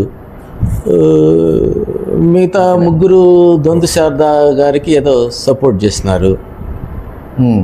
25 మందిలో 19 మంది మా పక్షాన ఉన్నారు. 19 మంది పక్షాన ఉన్నా కూడా అది కూడా అధిష్టానం బలవంతం మీద ఉంటున్నారు. అక్కడ ఏ పనులు జరగట్లేదు, మమ్మల్ని ఎవరు పట్టించుకోవట్లేదు ఇక్కడ అని చెప్పి ప్రచారంలో ఎన్ని ప్రచారాలే కానీ వాళ్ళు 19 మంది వాళ్ళు మాకేం జరగలేదంటే ఎందుకు మద్దతు చెప్తారు భానుప్రియ గారికి? ఇక్కడ మాకేం జరగడం లేదు ఇంకోటి అనుకుంటే భానుప్రియ గారిని పెట్టింది ఎవరు? జగన్మోహన్ రెడ్డి గారు. అదే భానుప్రియాన్ని దించేయాలని అనుకుంటే 19 మంది ఎందుకు ఆమె పక్షాన ఉంటారు? కేవలం ఒక 6 మంది దొంతు శారదా గారి మీద ఆమెకి సపోర్ట్ చేశారు తప్ప దాంతో నక్కపానిప్రియ గారికి 19 మంది సపోర్ట్ చేశారు. మేము పార్టీ నిర్ణయాన్ని కట్టుబడి ఉంటామని చెప్పారు. చివరిదాకా అదే మాట మీద నిలబడ్డారు. ఆ విశ్వాసం వీగిపోయింది. వచ్చే ఎలక్షన్లో కూడా జగన్మోహన్ రెడ్డి గాని వస్తే ఎట్లాగే అయితే ఇప్పుడు సర్వే రాళ్లపై ఆయన బొమ్మ వేయించుకొని మన పొలాల్లో సర్వే రాళ్ళు వేసుకుంటే అది ఆ పని చేయడం అతను మంచిదే అంటారా? అంటే వాస్తవం చెప్పాలంటే ల్యాండ్ యాక్టింగ్ టైటిల్ అనే ల్యాండ్ యాక్ట్ ఒకటి ఉంది, టైటిల్ యాక్ట్ ఒకటి వచ్చింది కదా. అది వాస్తవం చెప్పాలంటే అది ఈరోజు ఈ ప్రభుత్వం కూడా దాన్ని అమలు చేస్తూ ఉంది. కానీ వాళ్ళు బొమ్మలు వేసుకోవట్లేదు కదా. అంటే బొమ్మలు ఎందుకు వేసుకోవడం లేదు? సర్వే రాళ్ళ మీద వేసుకోవట్లేదు కదా. సర్వే రాళ్ళ మీద అది ఆ బొమ్మ వేసుకోవడం వల్ల వచ్చిన నష్టం ఏముంది? ప్రజల్లో అదొక అపోహగా దాని అపోహ సృష్టించారు. ప్రజల్లో కలగల, అది ప్రజల్లో కలిగింది కదా. అది ప్రజల్లో కలిగేటట్టుగా ఈ ఎల్లో మీడియా దుష్ప్రచారం చేసింది. ఇప్పుడు ఒక ప్రాపర్టీ, నీ ప్రాపర్టీ మీద నా బొమ్మ వేసుకుంటే నీ ప్రాపర్టీ నా ప్రాపర్టీ అయిపోతుందా?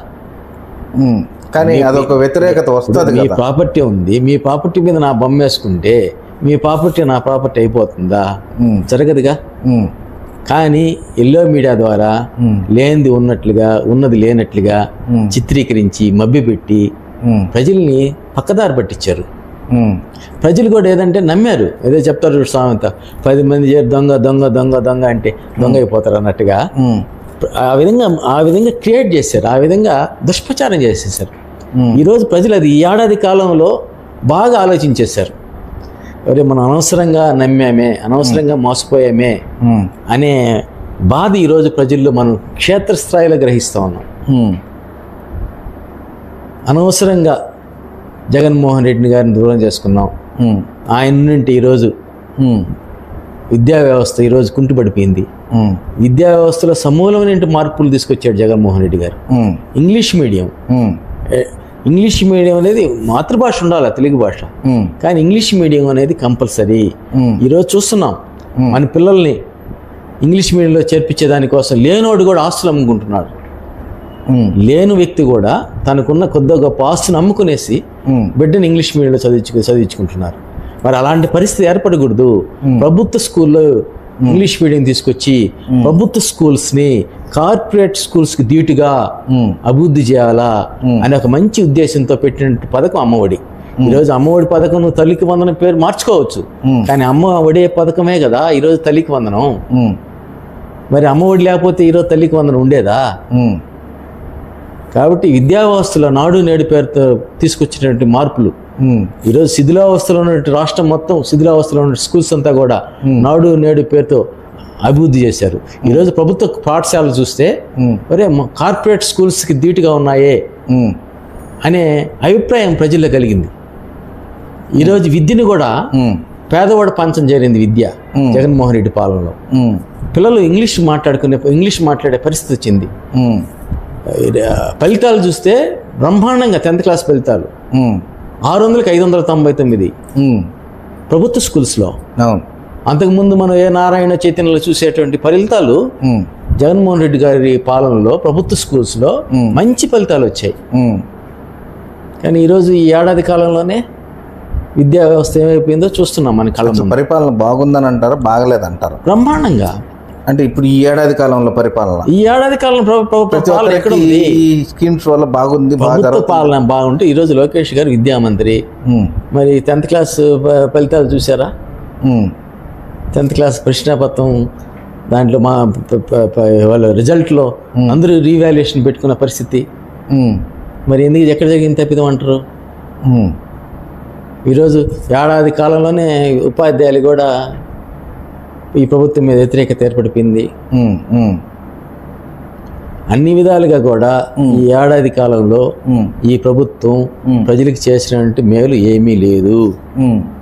అంటే ఇప్పుడు ఎలక్షన్లు పెట్టినా కూడా మీరు గెలుస్తామంటారు? ఇప్పటికిప్పుడు ఎలక్షన్స్ పెట్టినా వైఎస్ఆర్ కాంగ్రెస్ పార్టీని ఆదరించేందుకు ప్రజలు సిద్ధంగా ఉన్నారు. జగన్మోహన్ రెడ్డి గారికి పట్టం కట్టేందుకు సిద్ధంగా ఉన్నారు. ఇది క్షేత్రస్థాయిలో జరుగుతున్నటువంటి పరిస్థితి. అంటే ఇంత ప్రలోభంతో, ఇంత ధీమాతో, నమ్మకంతో ఉన్న మీరు వైఎస్ఆర్సీపీ పార్టీకి సంబంధించిన ఛానల్లోనే, సాక్షి ఛానల్లోనే ఒక డిబేట్లోనే అమరావతి రాజధాని, వేశ్యల రాజధాని అనేది ఒక వాక్యం వదిలేరు. అది కూడా ఖండించలేదు, కనీసం ఛానల్ యజమాన్యం కూడా. ఆ పదం వాడడం మంచిదంటారా? ఈరోజు అన్ని ఛానల్స్లో కూడా డిబేట్ ప్రోగ్రామ్స్ జరుగుతూ ఉంటాయి. అన్ని ఛానల్స్లో కూడా ఏబిఎన్ కావచ్చు, TV9 కావచ్చు, NTV కావచ్చు, సాక్షి కావచ్చు, అన్ని ఛానల్స్లో కూడా రకరకాల ఇష్యూస్ పైన రకరకాల డిబేట్స్ జరుగుతూ ఉంటాయి. అందులో భాగంగా ఈ అమరావతి మీద ఒక డిబేట్ జరిగింది. అందులో ఒక విశ్లేషకుడు కృష్ణరాజు గారు ఆయన టంగ్ స్లిప్ అయ్యి అన్న మాట అది. దానికి కొమ్మినేని శ్రీనివాసరావు గారికి సంబంధం లేదు. ఆయన కొమ్మినేని శ్రీనివాసరావు గారు వెంటనే దాన్ని ఖండించడం కూడా జరిగింది. చాలా తప్పది, విత్డ్రా చేసుకోమని కూడా చెప్పడం జరిగింది. కానీ దాన్ని రాజకీయ స్వప్రయోజనం కోసం దాన్ని హైప్ చేసి ఏదో ఆ యొక్క మరకని జగన్మోహన్ రెడ్డి గారి మీద, సాక్షి ఛానల్ మీద రుద్దాలనే తాపత్రయం తప్ప ప్రజలను పక్కదారి పట్టించడం వాళ్ళకు ఉద్దేశం తప్ప అమరావతి ప్రాంతంలో ఉన్నటువంటి వైఎస్ఆర్ కాంగ్రెస్ పార్టీని అభిమానించే వాళ్ళు కావచ్చు, రాష్ట్రంలో వైఎస్ఆర్ కాంగ్రెస్ పార్టీని అభిమానించే మహిళలు కావచ్చు, వాళ్ళు ఏదో ఒక తప్పుడు ఒక ప్రచారం చేసే దాంట్లో భాగంగా చేసే పరిస్థితి అది. దాన్ని ఎవరు కూడా అది కరెక్ట్ అని అనరు. కృష్ణరాజు గారు అన్న మాటని కరెక్ట్ అని అనలేదు కొమ్మినేని శ్రీనివాసరావు గారు. మా సాక్షిలో ఆ డిబేట్ నిర్వహిస్తున్నటువంటి కొమ్మినేని శ్రీనివాసరావు గారు కూడా వెంటనే ఖండించడం జరిగింది. ఖండించినా కూడా యాజమాన్యం ఏది స్పందించలేకపోయింది కదా. యజమానానికి ఏం సంబంధం? యజమానాన్ని కూడా చెప్పింది కదా. దానికి భారతిరెడ్డి గారు, జగన్మోహన్ రెడ్డి గారు చెప్పరు. దాన్ని నిర్వహించేది కొమ్మినేని శ్రీనివాసరావు గారు. ఒక్కొక్కరు ప్రోగ్రాంకి ఒక్కొక్కరు ఉంటారు. ఆ ప్రోగ్రాంలో మంచి చెడ్డ అంతా చూసుకోవాల్సిన బాధ్యత వాళ్ళకి ఉంటుంది. ఓలే దాని ద్వారా ఏదొచ్చినా కూడా, మంచి వచ్చినా చెడ్డ వచ్చినా దాన్ని రెక్టిఫై చేయాల్సిన పరిస్థితి ఆ యొక్క ప్రతినిధికి ఉంటుంది. అక్కడ ప్రతినిధి ఎవరు? కొమ్మినేని శ్రీనివాసరావు గారు. ఆయన వెంటనే విశ్లేషకుడు కృష్ణరాజు గారిని ఆ మాట అన్న వెంటనే ఖండించడం జరిగింది. ఆ ఓట్స్ వెనక్కి తీసుకోమని చెప్పడం జరిగింది. కానీ ఈ ఎల్లో మీడియా దాన్ని దుష్ప్రచారం చేసి ఆయన మీద కొమ్మినేని శ్రీనివాసరావు గారు 50 సంవత్సరాలు సీనియర్ జర్నలిస్ట్ అయినా, అనేక NTVలో కానీ అనేక ఛానల్స్లో పనిచేసినటువంటి వ్యక్తి ఆయన, మంచి ఉన్నతమైన వ్యక్తి ఆయన, అలాంటి వ్యక్తి మీద తప్పుడు కేసు పెట్టారు. ఈరోజు జర్నలిజం మీద వాళ్ళు ఉక్కుపాదం మోపుతున్నారు. వాళ్ళకి సంబంధించిన ఎల్లో మీడియా ఏది రాసినా ఒప్పే, మిగతా రాస్తే తప్పు. ఇది గ్రహించాల ప్రజలు కూడా, గ్రహిస్తున్నారు కూడా, ప్రజలు ఆలోచిస్తున్నారు, చూస్తున్నారు. ఈరోజు ఎల్లో మీడియా చేస్తున్నటువంటి దుష్ప్రచారం ఏంది, మిగతా ఛానల్స్ చేస్తున్నటువంటి పరిస్థితి ఏంది? ఈరోజు ప్రతిదీ ప్రజలు క్షుణ్ణంగా చూస్తున్నారు. వాళ్ళు ఎన్ని ఉప్పును తప్పుగా చిత్రీకరించాలని చెప్పి చేసినా రాబోయే కాలంలో ఈ రోజు వీళ్ళు చేస్తున్నటువంటి తప్పులకన్నిటి కూడా మూల్యం చెల్లించుకోక తప్పదు. జగన్మోహన్ రెడ్డి మాట్లాడేటప్పుడు కూడా చెప్పాడు, అది రెడ్ బుక్ అని చెప్పను, ఏ పుస్తకంలో అయినా రాసుకోండి, ఎక్కడ ఉన్నా పట్టుకొని లాక్కొని వచ్చి శిక్ష అనుభవించాల్సిందే మీరు అంటే. అంటే వార్నింగ్లు ఇచ్చి రాజకీయాలు చేయడం, కాన్వాయ్ కింద మనిషి చనిపోవడం కూడా దానికి కూడా స్పందించలేదు. ఇవన్నీ మైనస్ పాయింట్ అవుతాయి కదా. ఇప్పుడు మీరే అంటున్నారు, నిన్న జగన్మోహన్ రెడ్డి గారు పొదిలి గ్రామానికి వెళ్ళడం జరిగింది మొన్న. అక్కడ ఆ ఒక నాగమల్లేశ్వరరావు గారు విగ్రహాన్ని ఆవిష్కరించడంలో భాగంగా, దాంట్లో భాగంగా ఎన్ని ఆంక్షలు పెట్టారో ఈ ప్రభుత్వం. జగన్మోహన్ రెడ్డి గారు ప్రజల్లోకి వస్తున్నారంటే కూటమి నాయకులకు భయం. ఎందుకంటే ప్రజాదరణ చూసి ఈరోజు జగన్మోహన్ రెడ్డి గారు బయట వస్తానే లక్షల మంది ప్రజలు, అభిమానులు ఆయన వెంట నడిచేదానికి సిద్ధమైపోయి ఉన్నారు. అందులో భాగంగా పొదిల్లో పెట్టిన ఆంక్షలు అంతా ఇంత కాదు, ఇంచుమించు ఆ యొక్క పొదిలి కాన్స్టిట్యూషన్ మొత్తం, ఆ పొదిలి పరిసర ప్రాంతాల్లో మొత్తం కూడా ఆంక్షలు విధించినారు. అయినా కూడా ప్రజలు లెక్క చేయకుండా, అభిమానులు లెక్క చేయకుండా ఆ ప్రాంతానికి పోవడం జరిగింది. ఇప్పుడు మీరు చెప్పారు సింగయ్య అనే వ్యక్తి చనిపోయాడు కాన్వాయ్ అని చెప్పి, అక్కడ ఎస్పీ గారు ఉంది, నా దగ్గర కూడా వాయిస్, ఎస్పీ గారు స్వయాన ఆయనే ఇది ఒక ప్రైవేట్ వెహికల్ గుద్దడం వల్ల సింగయ్య గారు చనిపోయారు, ఆ నెంబర్తో ఆ వెహికల్ నెంబర్తో కూడా ఆయన ప్రెస్ మీట్ ముందు చెప్పడం జరిగింది. మరి ఇప్పుడు వెంటనే మళ్ళీ అదే ఎస్పీ గారు కాన్వాయ్ అంటున్నారు. మరి ఏంది ఇది? ఏది కరెక్ట్ అంట? ఇంత తప్పుడు ప్రచారాలా? అంటే అధికారిని భయపెట్టి మళ్ళీ వెంటనే ఆయన ఇచ్చిన స్టేట్మెంట్ మళ్ళీ తప్పుగా చెప్పించడం అనేది ప్రజలు ఏమైనా అమాయకులా? చెప్పండి. అంటే క్లియర్ గా దాంట్లో తెలుస్తుంది కదా వీడియోలో కూడా ఆయన ఎక్కువ వాహనం కింద ఎస్పీ గారు ఒక జిల్లా స్థాయి అధికారి, ఆయన కానిస్టేబుల్ కాదు కదా, ఒక ఎస్ఐ కాదు కదా, జిల్లా స్థాయి అధికారి ఆయన క్షుణ్ణంగా పరిశీలించి అన్ని తెలుసుకున్న తర్వాతేగా మీడియా ముందుకు వస్తారు. ఆలోచన చేయండి. మీడియా ముందుకు వచ్చి ఫలానా కాన్వాయ్, ఫలానా ఆ వెహికల్ గుద్దడం వల్ల, ఆ వెహికల్ వల్ల ఆయన చనిపోయాడు సింగయ్య అని చెప్పి స్వయాన ఎస్పీ గారే చెప్తే, ఈలో ఒక తప్పుడు వీడియోని క్రియేట్ చేసి ఒక మార్ఫింగ్ వీడియోని తీసుకొచ్చి ఈరోజు ప్రజల ముందు తీసుకొచ్చి జగన్ కాన్వాయ్ కింద చనిపోయాడు అని చెప్పి చెప్పడం కూడా ప్రజలు గమనిస్తున్నారు.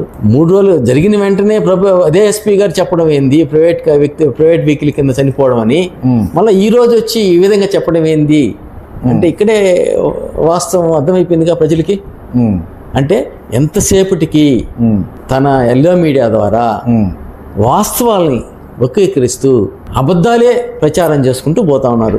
వెంకటగిరి అభివృద్ధి చెందేదానికి ఇన్ని సంవత్సరాల మీ ఎక్స్పీరియన్స్ లో ఇంకొంచెం అభివృద్ధి చెందేదానికి ఏం చేస్తే బాగుంటుందని అంటారు? ఇప్పుడు మా రామ్కుమార్ రెడ్డి గారు శాసనసభ్యుడిగా వైఎస్ఆర్ కాంగ్రెస్ పార్టీ అధికారంలోకి వస్తే ఈ ప్రాంతంలో ఒక మంచి పరిశ్రమ తీసుకురావాలా, అదేవిధంగా ఒక మంచి విద్యకు సంబంధించినటువంటి ఒక ఇంజనీరింగ్ కాలేజ్ కావచ్చు, లేదా ఒక టెక్నికల్ కోర్సు సంబంధించినటువంటి సంస్థ కావచ్చు, లేదా ఒక మెడికల్ కాలేజ్ కావచ్చు, ఇలాంటి విద్యా సంస్థలను తీసుకురావాలా, పారిశ్రామిక సంస్థను తీసుకురావాలా. ఎంగడిగిరి ప్రాంతంలో నీటి ఎద్దడికి ఇంకొక 30-40 సంవత్సరాలు నీటి ఎద్దడి ఏర్పడకుండా ముందస్తు చర్యలుగా ఆ రోజు రాజలక్ష్మమ్మ గారు 99 కోట్ల రూపాయలతో సమ్మర్ స్టోరేజ్ తీసుకొస్తే ఇదే రామ్కుమార్ రెడ్డి గారు దానికి అదనంగా ఇంకొక 100 కోట్ల రూపాయలు తీసుకురావడం జరిగింది. ఇంకొక 30-40 సంవత్సరాలు ఈ ప్రాంత ప్రజల నీటికి ఇబ్బంది పడకూడదు, తాగునీటికి అనే మంచి ఉద్దేశంతో. మరి ఆ నిధులు ఈరోజు ఖర్చు పెట్టే పరిస్థితి లేదు ఈ ప్రభుత్వానికి. కాబట్టి ఈ ప్రాంత అభివృద్ధి కోసం వాళ్ళు అన్ని విధాలుగా ఆయన ప్రణాళికలు వేసుకున్నారు.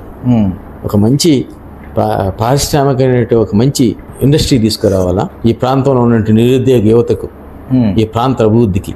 ఆ రోజు జనార్దన్ రెడ్డి గారు 9th బెటాలియన్ తీసుకురాబట్టి కదా ఈరోజు ఆంధ్రప్రదేశ్ ముఖ చిత్రంలో ఎంగడిగిరి ప్రాంతం అనేది ఉంది కదా, అది ఏ విధంగా ఉంది 9th బెటాలియన్ ఉండబట్టి. అలా ఎంగడిగిరి ప్రాంతం అభివృద్ధి చెందాలంటే మంచి పరిశ్రమలు తీసుకురావాలా, విద్యా సంస్థలు తీసుకురావాలా. ఈ ఎంగడిగిరి ప్రాంతంలో ఉన్నటువంటి చేనేత కార్మికులకు సంబంధించినటువంటి ఈ యొక్క సంస్థను దశ వ్యాపింపజేసే విధంగా దానికి సంబంధించినటువంటి పరిస్థితి ఒకటి చేసుకురావాలా అని ఆయన మంచి ఆలోచనలతో ఆయన ప్రణాళిక సిద్ధం చేసుకున్నారు. మాతో కూడా చెప్పడం కూడా జరిగింది రామ్కుమార్ రెడ్డి గారు, మనం ఇవి చేయాలా ఈ ప్రాంతానికి అని చెప్పి.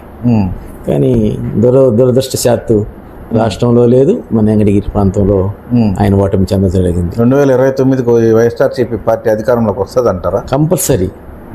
ఎంగడిగిరి ప్రాంతం నుండి రామ్కుమార్ రెడ్డి గారి శాసనసభ్యుడిగా, రాష్ట్రంలో ముఖ్యమంత్రిగా జగన్మోహన్ రెడ్డి గారిని ఆదరించేందుకు రాష్ట్ర ప్రజలు, ఎంగడిగిరి ప్రాంత ప్రజలు సిద్ధంగా ఉన్నారు. ఈ రోజు ఎలక్షన్ పెట్టినా కూడా. ఈసారి వైఎస్ఆర్సీపీ పార్టీ అధికారంలోకి వచ్చిన తర్వాత చిట్టేటి హరికృష్ణ అనే వ్యక్తి ఏ పదవిలో ఉంటారు? కమిషనర్ గా ఏమైనా పోటీ చేస్తారా? ఏఎంసీ చైర్మన్ గా ఏమైనా పోటీ చేస్తారా? ఇంకేమన్నా నామినేటెడ్ పోస్టులకి ఏదన్నా ఆశిస్తారా? ఏ విధంగా చూడొచ్చు అంటే వాస్తవంగా చెప్పాలంటే ఎస్సీ మున్సిపల్ చైర్మన్గా అయితే మటుకు ఎస్సీగా మున్సిపల్ చైర్మన్ కావాలని నా కోరిక. ఎందుకంటే 2005లో అవకాశం వచ్చి చేజారిపోయింది. తర్వాత బీసీ మహిళకి రావడం జరిగింది. మళ్ళా సెకండ్ టైం కూడా 2014 బీసీ అయింది, 2019 బీసీ అయింది. 2019లో కానీ ఎస్సీ కానీ అయింటే నేను కంపల్సరీ నేను ఉండేవాడిని బరిలో. ఎందుకంటే లేని దానివల్ల నా ఫాలోయర్ అయినటువంటి కల్లు సతీష్ అనే వాళ్ళ మిస్సెస్ని నేను ప్రాతినిధ్యం వహిస్తున్నటువంటి 20వ వార్డు కౌన్సిలర్గా ఆమెని ఎస్సీ లేడీ అయినందువల్ల ఆ అమ్మాయిని ఏకగ్రీవంగా ఆ వార్డు ప్రజలు ఎన్నుకోవడం జరిగింది. ఈసారి భగవంతుని దయ వల్ల ఎంగడిగిరి ప్రాంత ప్రజల దీవెనలతో ఎంగడిగిరి మున్సిపల్ చైర్మన్గా అవ్వాలా, ఎంగడిగిరి ప్రాంత అభివృద్ధికి నా వంతు నేను కష్టపడి పనిచేయాలనే తపనైతే నాలో ఉంది. అది ఇంకా భగవంతుడి దయ, ఎంగడిగిరి ప్రాంత ప్రజల దయ. చాలా థ్యాంక్స్ సార్, మంచి విషయాలు చెప్పారు. అమూల్యమైన సమయానికి నాకు కూడా మీ జేపీ న్యూస్ ద్వారా నాకు ఈ అవకాశాన్ని కల్పించినందుకు మీకు ధన్యవాదాలు. అదేవిధంగా మీ జేపీ న్యూస్ ద్వారా ఇంకా మెరుగైనటువంటి వెంకటగిరి ప్రాంత అభివృద్ధికి మీరు సహాయపడుతూ ఉన్నారు. మీరు కూడా కొన్ని కార్యక్రమాలు అంటే మా యొక్క వాయిస్ని ప్రజలకి అందించడంలో, అది ఏ పార్టీ అయినా కావచ్చు, తెలుగుదేశం పార్టీ కావచ్చు, బీజేపీ కావచ్చు, జనసేన కావచ్చు, వైఎస్ఆర్ కాంగ్రెస్ పార్టీ కావచ్చు, మాలాంటి వ్యక్తులను తీసుకొచ్చి మీ స్టూడియో ద్వారా మా వాయిస్ని ప్రజలకి చేరవేస్తున్నందుకు ముఖ్యంగా మీకు నా హృదయపూర్వక ధన్యవాదాలు తెలియజేసుకుంటున్నాను. థ్యాంక్స్ అన్న, చాలా థ్యాంక్స్.